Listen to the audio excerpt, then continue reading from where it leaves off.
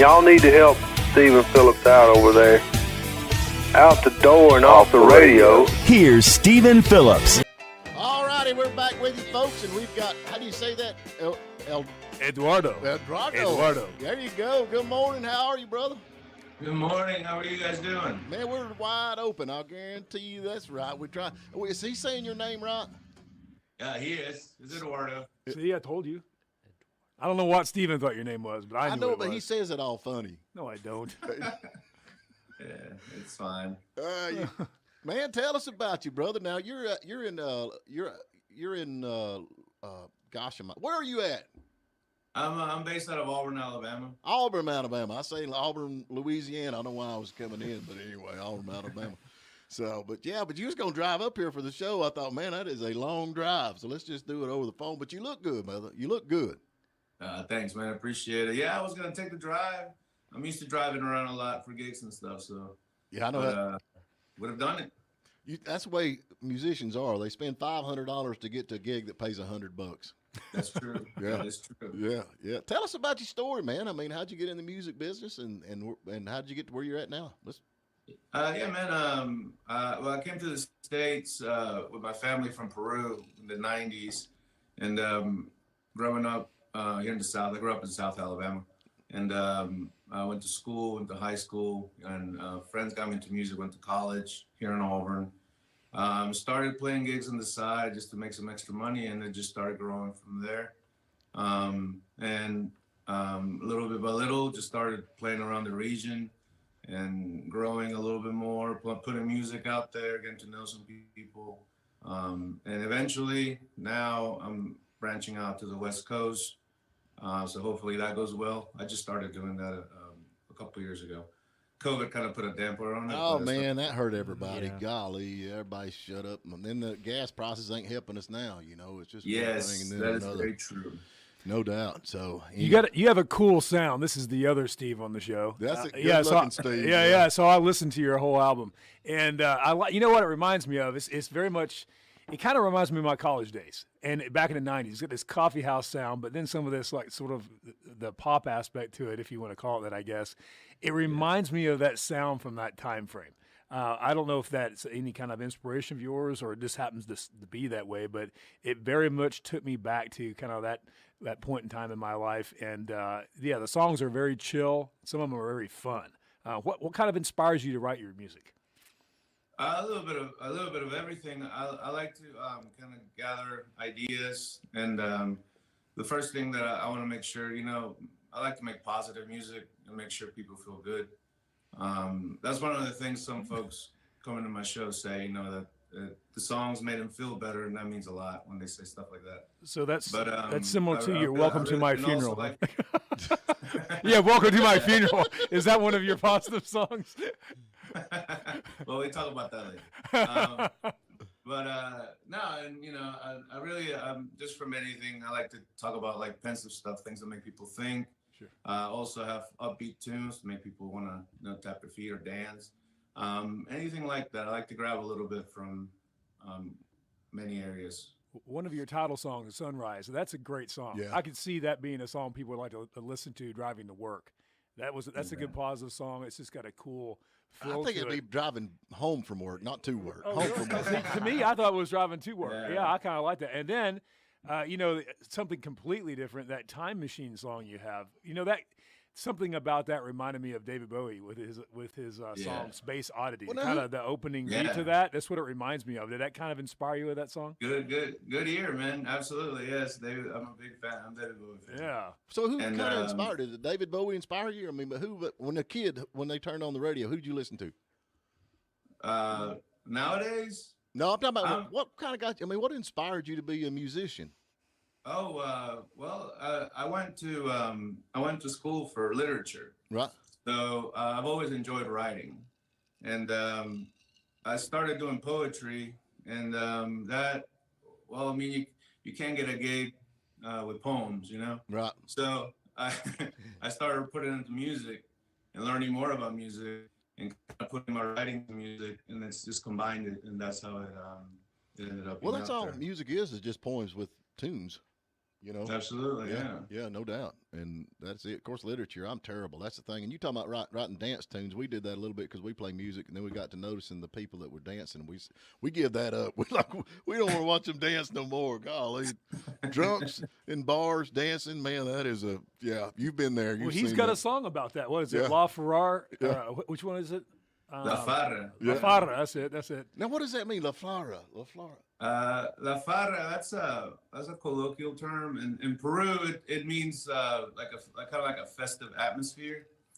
That's why you have all but the theme behind that song is that playing music, you don't really have time to after the show is over, all the bars are closed. Yeah. So you have nowhere to go. So we here, at least, we had a little music scene going on here. We would always hang out at people's houses afterwards, and talk. Oh, that sounds like us rednecks, man. Yeah, that's what we do too. Yeah, good times. And not just musicians, also people that worked in the food industry and all that, and restaurants, that would come and hang out after hours, up to way too late. And all the references that you hear in that song are from hanging out at these spots late at night, and just having a good time with everybody. It sounds like a good time. Yeah, it does. Hey, so check this out. I'm going to be in Lima all weekend. You're going to have to tell me where to go. You going to Lima? I'm going to Lima, Peru. Yeah, I'm going there tomorrow night. I'll be there all day Saturday hanging out, and then flying back.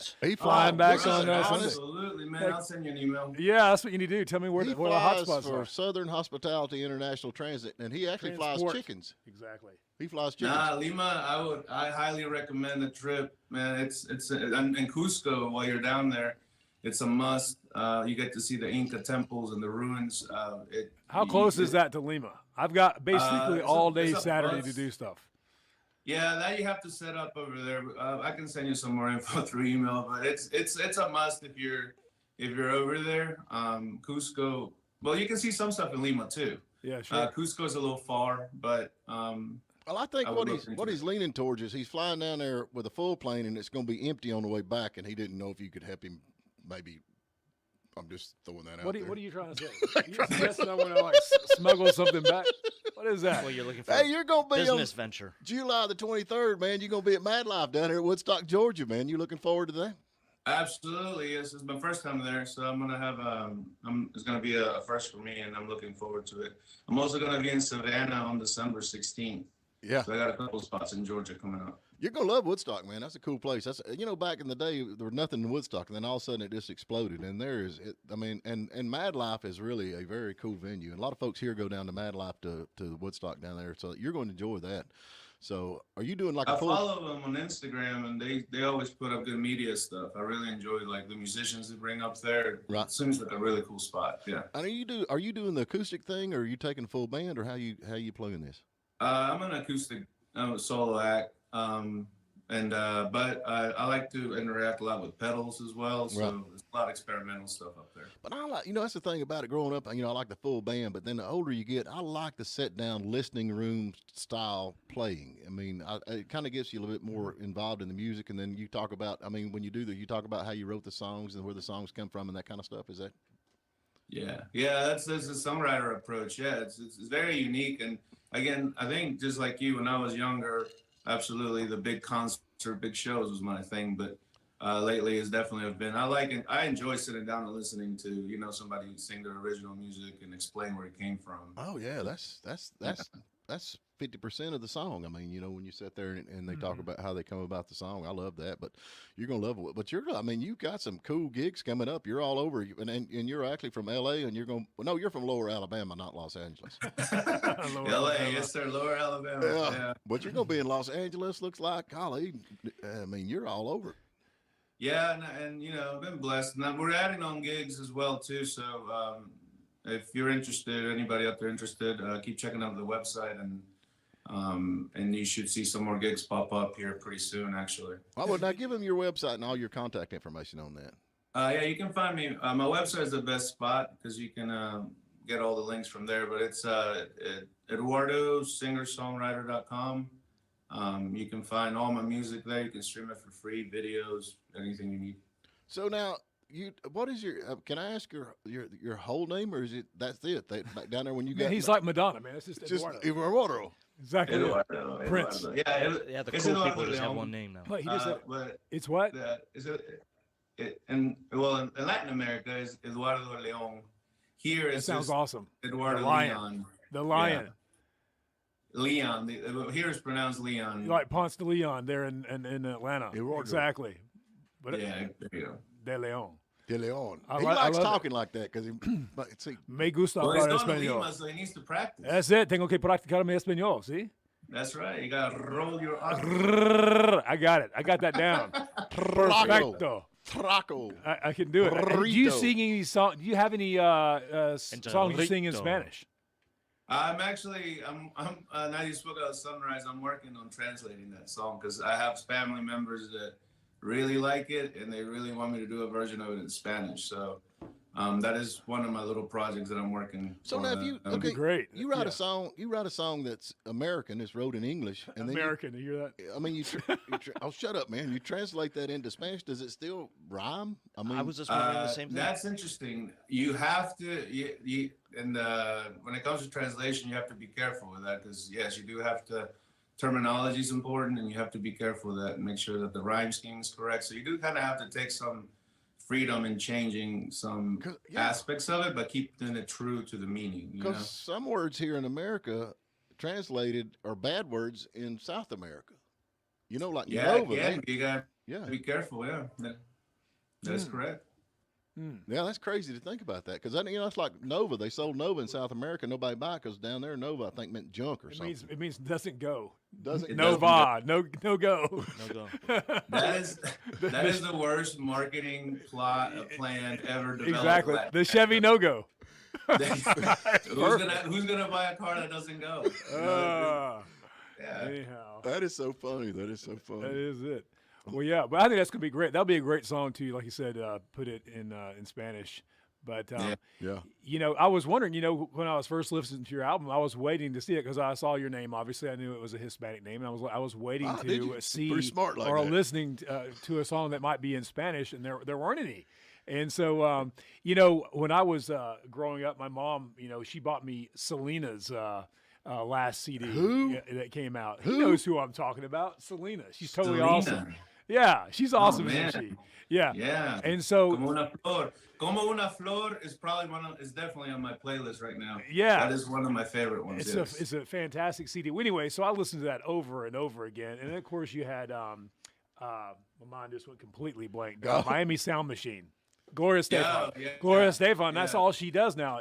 She only does, Spanish music. She doesn't do anything Well, in that's English the thing, anymore. though. I mean, I'm cool with that, but I can't understand Spanish. I like it better. Well, I know, in but English. my point is when you have a gentleman like Eduardo here that he is here in the States, speaks English perfect, obviously, Right. and does all these, you all have the ability to turn around and cross market basically, and do all this music in Spanish too, just like they did, and you really expand your audience. And you got people like me that are certainly not a native Spanish speaker, but I enjoy hearing the other side of it. You know what I mean? I would think that really build your market up. Yeah. Yeah, no, and that is definitely something that we have, like I said, like my family's pulling me towards, which I think is definitely something to see in the future. Mm-hmm. Yeah, no doubt. Man, we got to get to a break, brother, but I appreciate you getting up and coming on. We're going to keep up with you. He's going to be at Mad Life. Let's see, when was that? I was looking at, when you going to be? July the... What is it? No, the July 23rd. Yeah, July in 23rd. 23rd. Yeah, Mad Life. And so all the folks here, that's down in Woodstock, Georgia. You're going to really enjoy that. I might cruise down there and check that out. Oh, please do. Yep. We'd love to see you guys. Yeah, it'll be pretty good to hang out and all that good stuff. But, man, we appreciate you coming on, and we'll keep up with you, and good luck to you out there. Thank you, guys. Appreciate it. I mean, you take care. Thank you for spending a little time with us. And remember, you can tune in every morning at WJULradio.com at 8 a.m. Eastern. And please subscribe to our YouTube channel and like us on Facebook, The Morning Dish.